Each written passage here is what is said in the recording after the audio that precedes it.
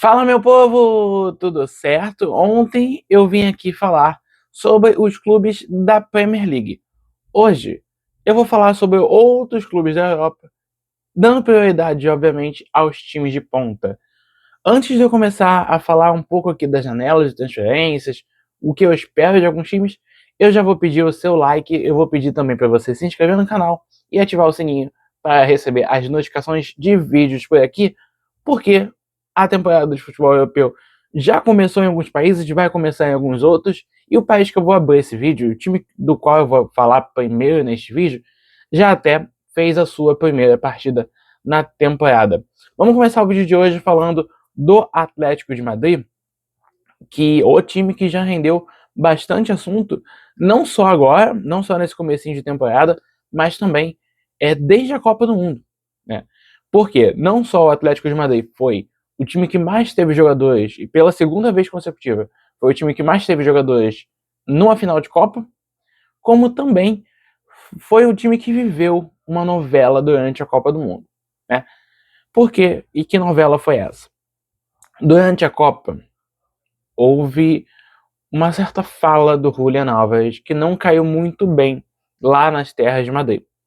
A fala é que a diretoria sabia que ele queria sair, que ele queria realizar o sonho dele.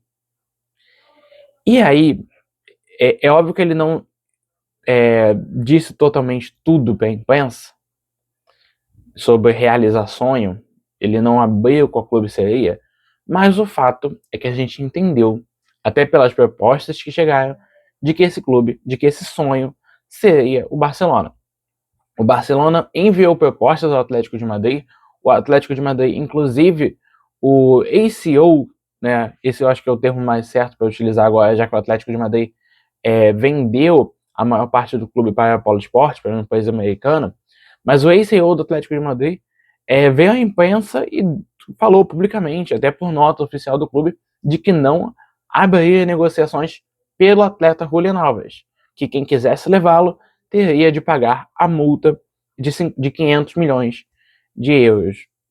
Multa altíssima, mas o Atlético se viu nesse lugar nos últimos anos, né, de perder muitos jogadores de alto nível por ter uma multa baixa. Enfim, a gente pode falar do Griezmann, a gente pode falar até do Rodri, mas fato é que o Barcelona não deseja pagar a multa, fez ofertas pelo atacante argentino e agora vai tentar negociar com a direção do clube. Então, o primeiro grande fator do Atlético de Madrid nessa temporada é a incerteza sobre o Julián Álvares. O Álvares que fez uma excelente primeira temporada, no segundo ano, na segunda temporada de clube, ele começou bem, mas ele tem uma queda em certos momentos. Não só ele, né? Eu acho que como o Atlético foi para a final da última Copa do Rei, a gente viu a segunda metade da temporada do Atlético na La Liga. Ela foi abaixo do que havia sido a primeira parte e agora vive essa incerteza de permanência ou de saída. Ele quer sair, né? Ele já aparentemente faltou até treinos buscando de fato essa retirada do vínculo dele com o clube do Atlético, mas a questão é que a direção quer que ele fique, a direção não quer negociar, principalmente sendo com um rival nacional, e o próprio Simeone já disse também que prefere que ele fique, mas com o Julián Álvares não fazendo muita questão nem ao mesmo de treinar, essa permanência ela parece cada vez ser mais difícil. Porque até que ele fique, é difícil você contar com um jogador assim no elenco, né? E a gente está vendo nos últimos anos esse tipo de corpo mole, esse tipo de negação funcionar cada vez mais, né? Aconteceu com o Isaac no Liverpool, aconteceu com o Vissa querendo ir pro Newcastle, exatamente para substituir o Isaac. Então, cara, acho difícil que o Atlético consiga mantê-lo no elenco, talvez não por uma vontade, mas sim por necessidade de entender que não vale a pena manter um jogador desses no time. Mas vamos falar de algumas contratações que o Atlético fez nessa temporada. Eu achei uma janela bem interessante, tá? E eu vou pontuar 3 nomes principais para esse achismo. O primeiro é o do Christian Romero, zagueiro argentino, que se não me engano está com 30 anos, posso estar errado agora, mas o Romero, eu falei no vídeo da Premier League que eu não vejo como um culpado, tô tentando ver a idade do Romero aqui, mas eu não vejo como culpado pela má campanha do Tottenham na temporada passada. Eu entendo uma certa frustração da torcida do Tottenham com ele por entender que ele fez corpo manso também, não quis talvez se recuperar para alguns jogos do Tottenham no final da Premier League para estar bem na Copa do Mundo. Eu entendo um sentimento de revolta diante disso, mas o Romero é um bom zagueiro, fez uma boa Copa do Mundo, e além dele a gente tem o Grimaldo, campeão da Copa do Mundo, agora contratado por 22 milhões de euros do Bayern 04 para o Atlético de Madrid. Isso fortalece, né, o esquema que o Simeone vem jogando com dois alas. Possivelmente nessa temporada ele vai usar o Llorente de fato pelo lado direito e o Grimaldo como ala esquerda, e também o Lee Kang-in, que foi um dos autores dos gols da vitória do Atlético de Madrid contra o Málaga nessa primeira rodada da La Liga. Então eu acho que é um saldo, mesmo que eu só enumere 3 contratações aqui, eu acho que é um saldo bem positivo do Atlético de Madrid em contratações, tá? Ainda tem mais uma contratação, que é do Ruman, do Sporting, que é um volante, mas eu acho, apesar de ter sido uma boa contratação, as outras 3, na minha visão, têm mais destaques. O Atlético também tem saídas, né? Thiago Almada foi vendido ao River Plate. O Almada, que foi uma dose de frustração acompanhada de pouco tempo de jogo, pouca minutagem. O Simeone não via muito na forma de jogo que ele tinha. O Medina foi vendido a Roma, o Griezmann saiu, né, vai jogar na MLS, mas era uma saída já anunciada, já pensada desde a última renovação de contrato dele. O Lenglet voltou ao Benfica e o Nico Gonzalez também voltou à Juventus. Então a janela do Atlético de Madrid é isso. É um time bom para tentar de novo esse terceiro lugar no Campeonato Espanhol e quem sabe bater uma fase mais avançada nas competições, seja na Copa do Rei, seja na Liga dos Campeões.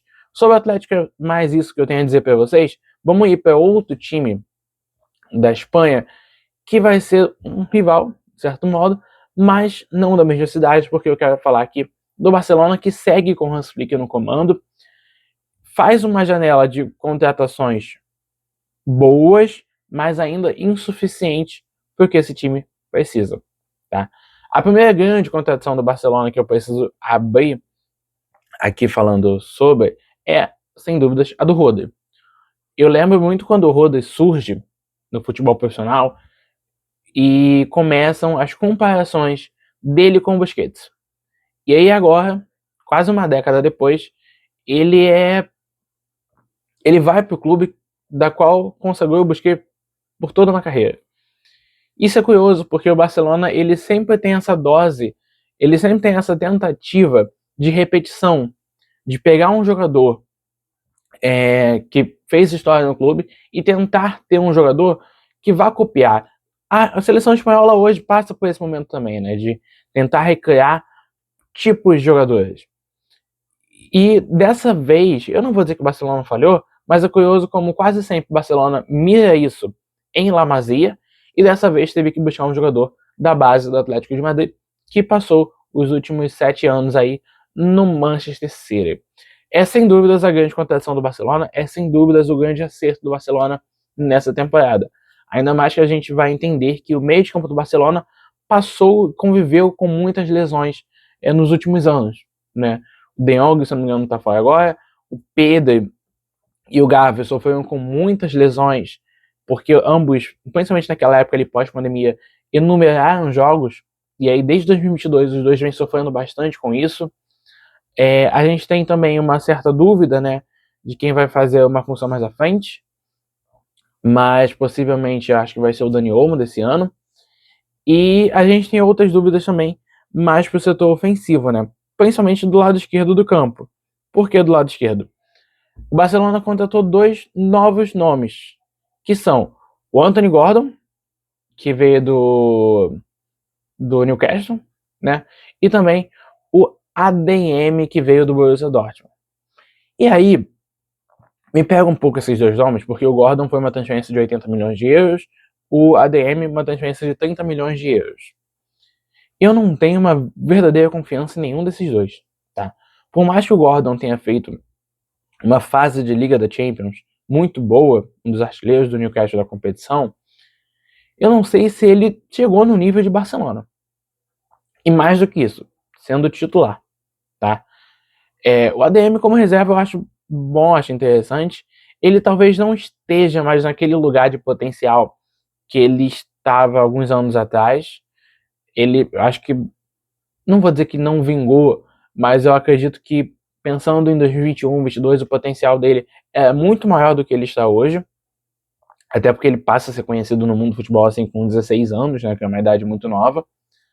Mas eu acho que o problema da contratação não é ele, eu acho só que foi muito dinheiro investido pelo Gordon. E assim, pessoalmente, eu entendi que o Barcelona já tinha uma peça no elenco a ser utilizado, que é o Rashford. Na minha cabeça, faria muito mais sentido você trazer o Rashford de fato, em definitivo, já que o Rashford ia ficar, e o próprio United também não fazia muita questão de mantê-lo no elenco, do que trazer o Gordon por toda essa grana.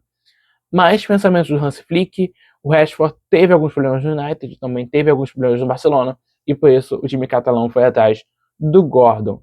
Do lado direito do campo, Lamine Yamal.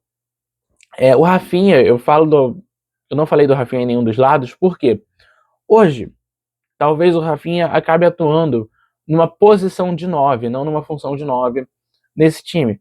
Porque o Barcelona perdeu o Lewandowski, né, para MLS, foi para o Chicago Fire. O Ferran Torres também saiu, foi para o Paris Saint-Germain, a gente vai falar daqui a pouquinho do time francês. Mas o Barcelona está sem atacante.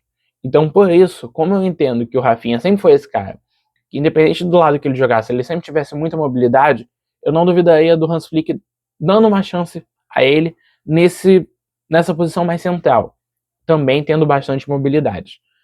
Gosto disso? Pessoalmente, não. Acho que o Rafinha pode perder muito das características dele jogando mais centralizado nessa posição de 9, tá? Então, para mim, quando eu falo que a janela do Barcelona é boa, mas ela é insuficiente, ela é exatamente por conta da posição de centroavante. O Barcelona tentou o João Pedro, o Barcelona tentou o Julián Álvares, aparentemente o próximo alvo do Barcelona é Lautaro Martínez, mas você ainda assim tem uma questão financeira aqui, né? Porque o Barcelona não deseja pagar uma taxa mais de 100 milhões, só que o Lautaro é o grande atacante da Inter de Milão. Além disso, essa situação de necessidade pode fazer com que a Inter queira receber mais para vender um atacante. Então, vamos ver como é que vai ser isso daí, se o Barcelona de fato vai no Lautaro de uma forma agressiva ou se tenta buscar algum outro nome. Vamos dar uma olhada aqui, mas entre as chegadas do Barcelona são o Ter Stegen voltando de empréstimo, o Hector Forte voltando de empréstimo também, o Biziou contratado do Clube Bruges. Entre as saídas eu falo no último vídeo, né, que o Ronaldo já foi pro Liverpool. O Cancelo ainda está numa indefinição, se ele volta de fato do Al-Hilal. Ele ia ser apresentado de fato antes do jogo, né, do troféu Juan Gamper, mas por questões burocráticas ele não pôde ser apresentado, mas aparentemente ele vai de fato ficar em definitivo na equipe do Barcelona, que também vendeu, né, o Ansu Fati ao Mônaco, mas essa já tem um tempinho. Então sobre o Barcelona é isso, não acho uma janela ruim, acho o Rude um baita meio campista, um baita volante, uma grandíssima contratação, a ver se ele vai ter uma temporada de clubes no nível que ele tinha há 2 anos atrás, ou se vai ser uma coisa mais próxima dos últimos 2 anos, que ele conviveu muito mais com lesões, até a edição da Copa do Mundo. Vamos esperar, né? Mas para mim é uma janela que ainda falta exatamente por essa ausência de um camisa 9, dependendo até um zagueiro, tá? A dupla de zaga do Barcelona, eu imagino que seja Eric Garcia e Cubarsí. O Cubarsí que, por mais que tenha sido criticado, fez uma Copa sensacional, mas o Eric Garcia, para mim, ele é um ponto muito abaixo de todo o elenco do Barcelona. Inclusive, se a gente quiser falar de Koundé, quiser falar de um goleiro novo, se a gente quiser falar de dúvidas na lateral, eu acho que o ponto fraco do Barcelona nesse elenco que eu penso como inicial seja o Eric Garcia, ok? Vamos ir para o nosso terceiro e último clube da Espanha no vídeo de hoje e vamos falar do Real Madrid de José Mourinho, né? Voltando aí depois de 13 anos, se eu não estou enganado, o Mourinho reassume o Real numa certa missão de acalmar um pouco os ânimos e de comandar muitas estrelas dentro de um vestiário. Algo que ele já tinha feito um pouco na primeira passagem dele, mas é óbvio que os tempos mudaram e a situação é diferente, né? Dessa vez, o Mourinho vem depois de uma temporada ruim do Ancelotti e de uma temporada de diversos problemas com o Xabi Alonso e o Arbeloa no comando. Problemas não só envolvendo mais atuações, mas até brigas dentro do vestiário. Para essa janela, o time do Real Madrid fez contratações que eu gostei bastante, mas a gente vai ver como é que esse time ainda vai se encaixar em campo, porque nessa pré-temporada, inclusive no 13 que o Real joga contra o Deportivo A Coruña, eu consegui lembrar o nome do time, A Coruña, muitos testes foram realizados em todas as posições. Eu cheguei a falar aqui no vídeo de perguntas e respostas que esses testes talvez possam ter mais atrapalhado uma formação ideal do que ajudado. Primeiro, pelas mudanças de formação. O Real Madrid foi de 4-3-3 a 5-4-1, dependendo dos jogos. Segundo, pelas boas atuações de quem talvez não fosse tão esperado. E aí eu venho falando de Arda Güler e Brahim Dias. O Brahim mais centralizado, o Arda Güler, na real, o Arda Güler jogando mais centralizado, o Brahim caindo um pouco mais pelo lado direito. Os dois eu acho que foram os melhores, foram os destaques do Real Madrid nessa pré-temporada.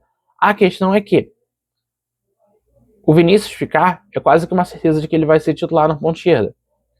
Do lado direito do campo, a gente tem uma dúvida, porque por mais que o Rodrigo volte só no começo do ano, você tem o Diomandé aí tendo sido a maior contratação do Real Madrid. 120 milhões de euros. 125, perdão. Então, o Diomandé não vai tomar a posição do Vinícius. Ele vai abrir na ponta direita, e aí você perde algum dos destaques do Real. A mesma coisa no meio de campo, né? E essa eu acho que seja uma troca até mais factível, que o Bellingham fez uma excelente Copa do Mundo. O Bellingham foi, para mim, foi o melhor jogador da Inglaterra na competição. Então, vai ter uma briga, precisa ter uma briga entre Bellingham e Ben Dias, e Bellingham e Arda Güler, ou ele já vai voltar sendo titular. O Bellingham voltou a treinar na semana passada, né? Até por isso ele não disputou, não fez parte da pré-temporada do Real. Não foi titular em nenhum jogo amistoso de fato. Então, vamos ver como é que vai ser que o Mourinho vai escalar esse time. Outras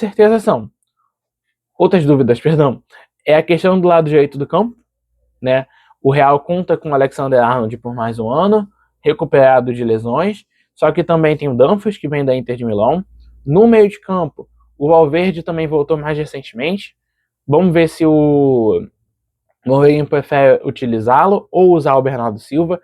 Eu acho que ele tem nesses dois meias, não que sejam meias parecidos, tá? Mas eles têm nesses dois meias a possibilidade de atuar em outras posições do campo, né? O lado direito, o Bernardo Silva também poderia jogar mais como camisa 10, o Bellingham dependendo voltar um pouco mais. Até a primeira volância do Real, eu acho que é um ponto de dúvida, tá? Então acho que até isso pode pesar na escalação ideal do Mourinho. Outras chegadas, aí eu acredito que já tenha mais garantia de titularidade, é o Cucurella, do lado esquerdo do campo, e o Konaté na zaga. Essas foram as principais chegadas do Real Madrid, né, que vendeu o Gonçalo Garcia para o Fulham, vendeu o Fran Garcia lateral para o Betis, e teve as saídas de Alaba, Ceballos e Carvajal. Mas o Antônio também saiu de empréstimo para a Fiorentina. Então, assim, a janela do Real Madrid para mim é muito boa.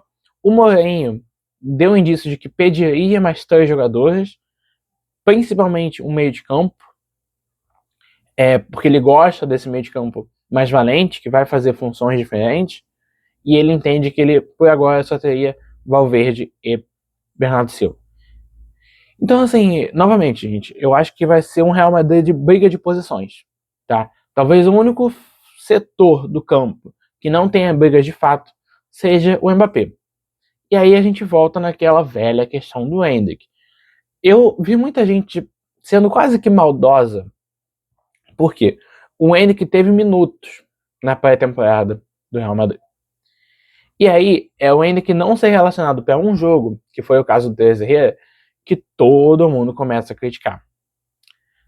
Assim, gente, antes da gente criticar, vamos dar uma olhada, vamos olhar o que aconteceu antes. O Endrick jogou sob o comando do Mourinho. O Endrick não foi relacionado para um jogo só, que foi exatamente esse jogo de quando outros jogadores que retornaram das férias da Copa atuaram. Então vamos entender primeiro a utilização ou a não utilização dele. Novamente, eu não acho legal ainda que ficar no Real Madrid. Acho que ele vai assumir uma posição que ele não precisa de ser eterno reserva no Mbappé. Do vídeo de perguntas e respostas para hoje, eu tinha falado de Roma e Aston Villa, chegou procura até do Liverpool.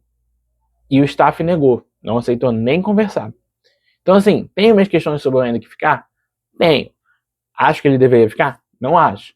Mas ele aceitou a camisa 9, vamos ser justos também e vamos entender o que aconteceu, o que fez ele ficar e vamos entender também a linha do tempo corretamente, quando ele jogou e quando ele não jogou.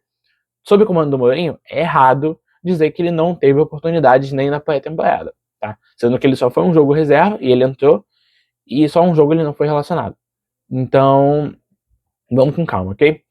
Vamos sair da Espanha aqui e eu vou dar umas passadas rápidas agora em outros países, a começar pela Alemanha, começar pelo Bayern de Munique, que vai para a terceira temporada de Vincent Kompany, nesse Bayern de Munique que vende parte das ações para agir. A torcida critica, a torcida alemã ela é bastante conservadora no sentido de querer manter o clube mais dos torcedores possíveis. Tanto que na Alemanha você tem toda a regra, né, de marcas, de venda de porcentagem, e o Bayern de Munique, apesar de ser um time muito ligado a muitas marcas, né, a própria Adidas mesmo tem parte das ações do Bayern, você tem uma torcida que não gosta tanto desse modelo, até por isso existe um ódio na Alemanha, e nem todo mundo sabe disso, existe um ódio na Alemanha a times que expressam marcas, né, como o Bayer Leverkusen, como o Leipzig, apesar do Red Bull ser trocado, ou para RB ou para um outro nome em alemão, mas enfim, estamos aqui para falar de transferência, estamos aqui de falar de bola rolando, né? O Bayern fez uma contratação muito interessante, que é o do Saibari, que é um atacante que jogou muito bem na seleção marroquina na Copa do Mundo, e vem aí para ser um reserva do Harry Kane. Apesar dele poder também fazer a função de meia, dependendo do jogo, eu acho que ele vem aí para fazer a reserva do Kane. A gente tem saídas, né, do Nicolas Jackson, do Rafael Guerreiro, do Goretzka, também do goleiro Nubel, e a gente vê que em geral foi uma janela fraca, né? Eu até não falei, mas o Bayern tem de volta também o Palhinha, que volta de empréstimo do Tottenham. E por que dessa janela fraca? Eu acho que o Kompany para essa temporada ele tenta só fazer essa manutenção do trabalho dele. Eu acho que o Bayern tem que fazer, vai tentar repetir, né, a procura, como foi na temporada passada, desse ataque extraordinário de Luiz Dias, de Harry Kane, de Olise, enfim. Até dependendo com a volta, né, de um meia para auxiliar a construção das jogadas. Mas eu acho que o Bayern está exatamente nessa fase de consolidação. Talvez para o Bayern faça sentido, assim como eu falei no vídeo de ontem sobre o Arsenal, né? Faça sentido você manter mais o elenco do que você ir adoidado na busca de outros jogadores. A única questão que me preocupa um pouco no Bayern é que, ainda assim, o time do Kompany tomou bastante gols. Ainda assim, a média de gols sofridos do Bayern seguiu maior do que um gol por jogo na última Bundesliga. O Bayern chegou a tomar 3. É porque era um time que fazia gols demais. Mas o Upamecano, que eu entendia que era um fator bom, mas que falhava muito, eu cheguei a falar isso em muitos vídeos aqui no canal esse ano, eu acho que até a Copa do Mundo pode ter dado uma levantada nele. Então, acho que até o que foi quase negativo melhorou para o Bayern fazer essa próxima temporada. Vamos do Bayern para o PSG, falar do time francês, que, cara, vai nessa mesma janela de contratar pouco, mas de ser eficiente. Contratou muito mais do que o Bayern, né? E eu acho que são duas compras principais. A do Ferran Torres, que apesar de ter sido um valor alto, acho que ele chega para ser reserva. Acho muito difícil o Ferran Torres pensar em pegar a titularidade, sei lá, do Dembélé, do Doué, do Kvaratskhelia, que eu acho que nessa temporada o Kvaratskhelia talvez seja quem mais esteja pronto para fazer uma temporada absurda. Então, enfim, não sei, eu acho uma contratação que faz sentido, porque ele gosta do Luiz Henrique, mas, ao meu ver, no elenco não vai mudar tanta coisa, não.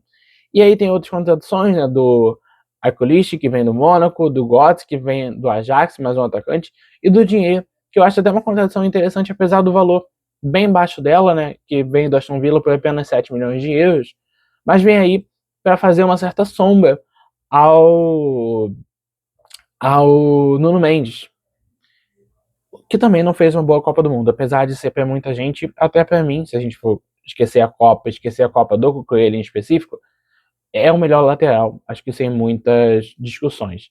Então o PSG se coloca nesse lugar também de algumas contratações boas pontuais, algumas em valor mais alto do que eu imaginava, a própria do Ferran Torres é uma delas, mas se coloca nesse lugar de manutenção. O trabalho está sendo feito, as últimas 2 temporadas são de títulos de Liga dos Campeões, então você manter esse elenco talvez seja bastante positivo, e assim pensou o Luiz Henrique. Vamos agora para o último país que a gente vai aterrissar no vídeo de hoje. Eu vou começar indo para Turim para falar da Juventus. Vamos entrar nos clubes italianos, falando da Juventus, que agora está sob o comando do Spalletti, né, que substituiu o Tudor na temporada passada.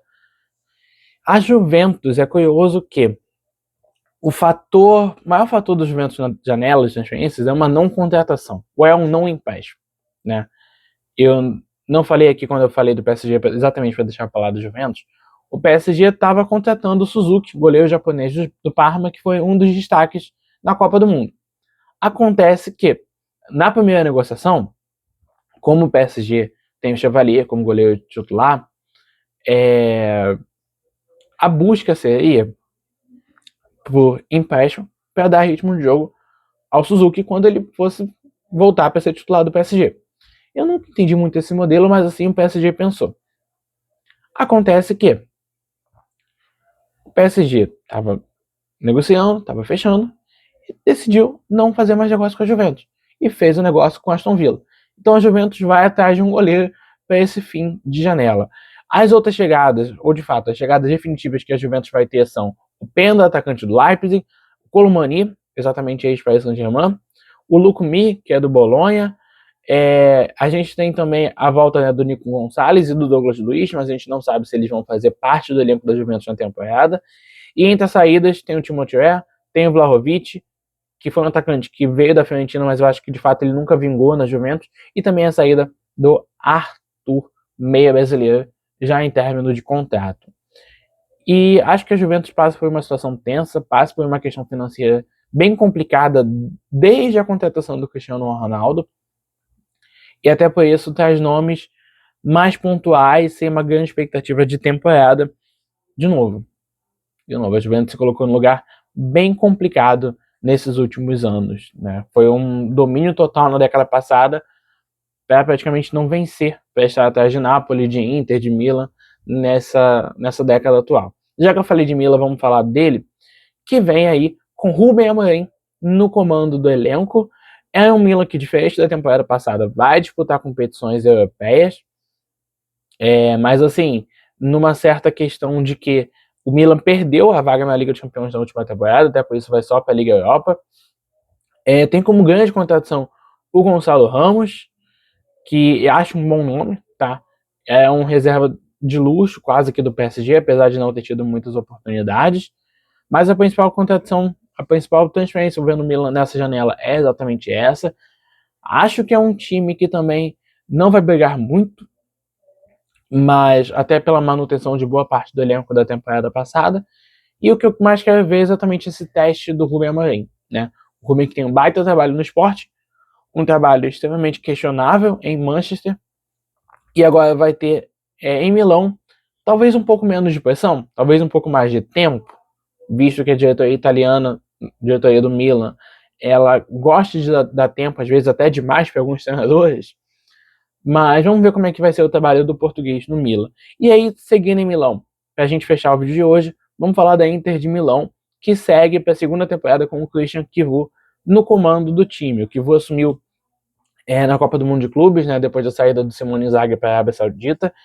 E se na primeira temporada a questão era muito mais de conseguir manter um certo fôlego na Itália, e eu acho que isso foi atingido, mesmo que na Champions o time estivesse muito longe do que foi conquistado pelo Inzaghi na última temporada dele, eu acho que a expectativa desse ano é que o Chivu consiga evoluir mais o time.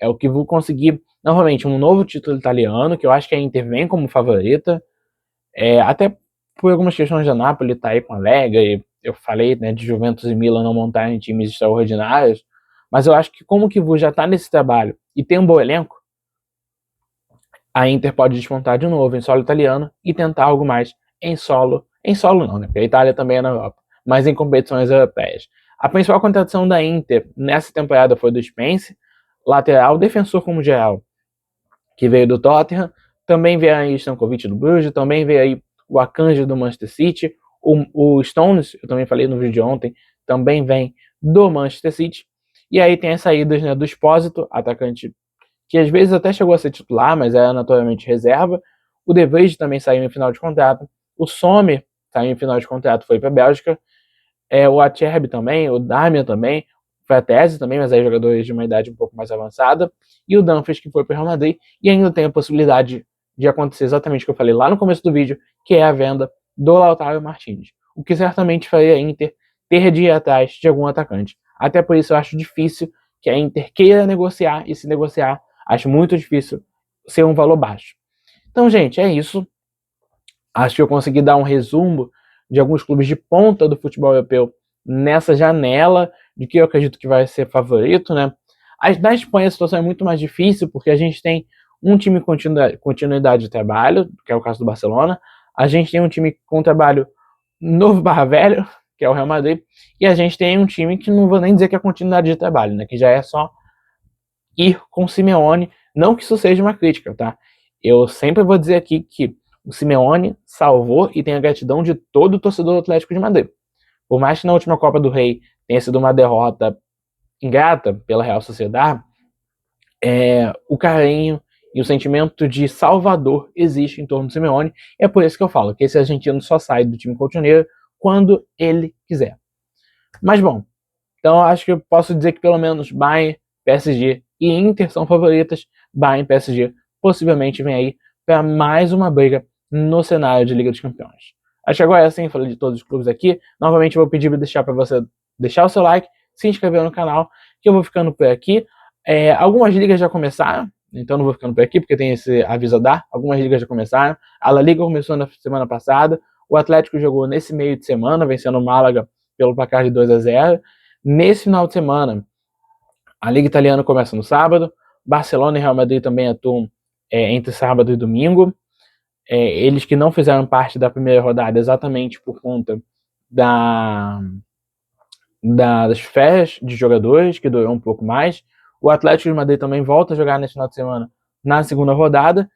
E o campeonato alemão está vindo aí, o campeonato francês está vindo aí, tudo isso para a gente acompanhar. Agora sim eu vou ficando por aqui.